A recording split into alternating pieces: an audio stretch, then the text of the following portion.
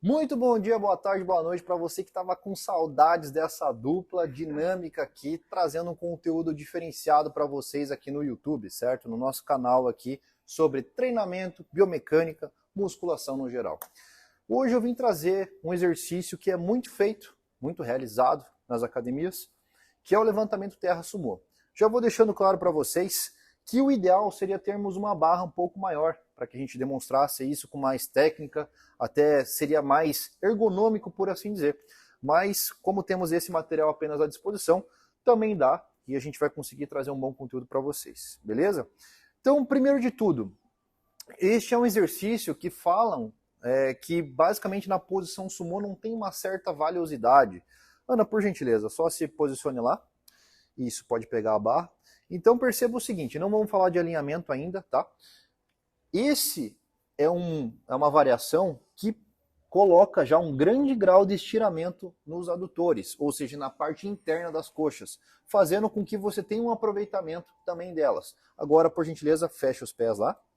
Isso, pode fechar os pés. A gente vai na modalidade agora tradicional, então você vai segurar na parte de fora da barra, tá? Isso. Então, essa é a modalidade tradicional, onde você vê muitos, até propriamente dito, bodybuilders treinando dessa forma, né? Pode levantar, descansar um pouquinho. Isso. Então, o que acontece? Nessas duas variações temos aproveitamentos diferentes, mas é um movimento dominante de quadril. Ou seja, quem faz a extensão de quadril é o próprio glúteo e quem faz a flexão de quadril também é o próprio glúteo. É um movimento que domina-se o quadril.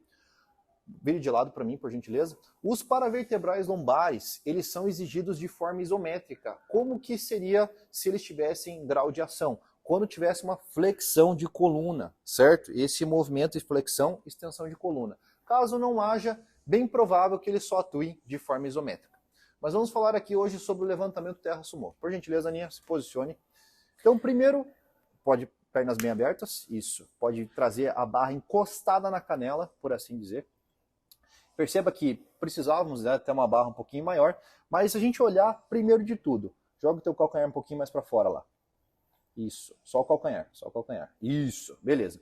Nós temos que priorizar um alinhamento deste exercício. Se tratando aqui, ó, de quadril, joelho e tornozelo. Até pedi para a Ana só simplesmente demonstrar, porque nós vamos realizar agora os ajustes. Então, primeiro de tudo, tornozelo, joelho na mesma linha. Preservação do alinhamento do eixo mecânico, certo? O que acontece? Se você sentar muito, vocês vão ver na vista lateral daqui a pouquinho, se você sentar muito, caracteriza um agachamento com barra baixa. Não é o nosso alvo aqui. Então, o ideal seria sempre sair com um grau de alinhamento entre 30 a 45 graus do quadril, ou seja, o quadril mais alto. Peito estufado, retrai um pouquinho as escápulas, ou seja, ativar levemente a cintura escapular, deixando os ombros mais firmes, por assim dizer, e aqui a gente faz o arranque do movimento. Mãos firmes, peito estufado, saiu. Exato. Então sempre pensar no seguinte, bloco inferior, bloco superior sincronizados. Pode descer? Subiu de novo. Então tem um detalhe que talvez vocês não estejam vendo, que é principalmente se tratando de uma leve retroversão ao final do movimento. Então o que acontece? Pode parar lá, não? O ideal para esse exercício seríamos utilizar anilhas maiores. Então, por isso que já estão localizadas as anilhas um pouco aqui para a gente colocar a barra mais alta. Então, qual que seria a grande sacada desse exercício? Utilizar as anilhas maiores. Existem anilhas de plástico injetado que elas têm um diâmetro maior, facilitando o arranque e evitando a retroversão, que seria esse movimento ao final da fase excêntrica, quando a pessoa está descendo. Por gentileza, Ana. Mesma coisa, barra encostada na canela, peito estufado, quadril numa linha lá ligeira de 45 graus, sempre acima do joelho, cabeça para baixo, ativa a cintura escapular, a manobra de brace e saiu. Boa, pode fazer uns 5 movimentos.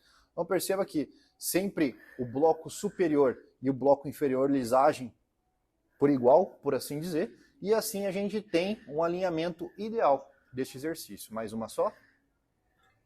Beleza. Então agora pode segurar a barra, isso, segure a barra. Agora a gente vai dar uma leve pausa e vamos colocar a vista lateral para vocês entenderem o porquê que a gente está usando essas anilhas.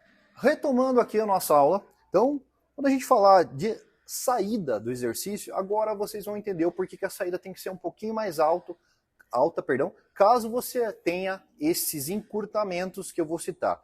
Adutores, posteriores de coxa, tendão calcanear, que seria até a panturrilha, então falta de mobilidade em alguma articulação. Então tudo isso faz diferença para que você obtenha uma saída melhor desse exercício. Por gentileza, Ana. Então perceba, ó, a barra encostada lá na canela. Então perceba o seguinte, ó, olha o quadril dela aqui, ó, como está tendendo a retroversão, ou seja, força até um pouquinho mais para baixo lá. Ó, retroverteu. Então essa saída já fica um pouco mais difícil, não é mesmo, Ana? Sim. Fica então, ó, fica desconfortável, fica uma coisa meio, por assim dizer, menos encaixada. Dói a lombar. Exato. Então por quê? As últimas vértebras vão fazer essa retroversão pélvica. Então a gente vai só colocar a barra aqui, ó, e vamos mostrar a saída de novo para vocês. Isso, beleza. Ó, só de a gente alocar a barra aqui em cima, pela altura e estatura da Ana, a gente consegue ver que vai ficar muito mais alinhado. Então pode iniciar. Beleza, ó, quadril numa linha mais alta, certo? Fecha as escápulas, mantém a cintura escapular ativa, cabeça para baixo, manobra de brace, empurra o solo e sai devagar. Muito mais estável, muito mais encaixado o movimento, e assim você consegue obter a máxima eficiência desse exercício, que é o foco nos adutores, feixes inferiores do glúteo e, por assim dizer, até o corpo todo, porque a gente tem aproveitamento do corpo todo nesse exercício, é um exercício desgastante. Então, pode parar. Assim a gente tem um melhor encaixe, uma melhor saída do movimento. E é isso que eu queria passar para vocês. Às vezes você usa uma anilha muito pequena, que eu vejo muitos padrões acontecendo nas academias, e você já sai com uma retroversão, termina com dor na lombar achando que é o exercício, mas na verdade é a saída do movimento. Ana, um breve relato para o pessoal lá de casa, para que eles vejam qual é a diferença de uma saída de outra. A primeira saída é complicado porque você força muito a região da lombar aqui. Dependendo do tênis, já começa a doer a perna, entendeu? Saindo muito de baixo. Respira, respirando, tá um pouquinho cansada, que parece que não cansa, mas fazer um movimento técnico cansa. E saindo com essa elevação aqui é muito mais confortável. Porque você até consegue pegar, digamos, mais carga, porque fica mais confortável. Show de bola. Então, com esse breve relato, é isso que eu queria passar para vocês. A nossa modelo ela vai estar presente aqui em mais alguns vídeos, então aproveita, já deixa o seu like aqui embaixo, já se inscreve no canal que a gente vai trazer conteúdo diferenciado para vocês. Beleza? Forte abraço, Tchau, tchau. ótimos treinos, tamo junto.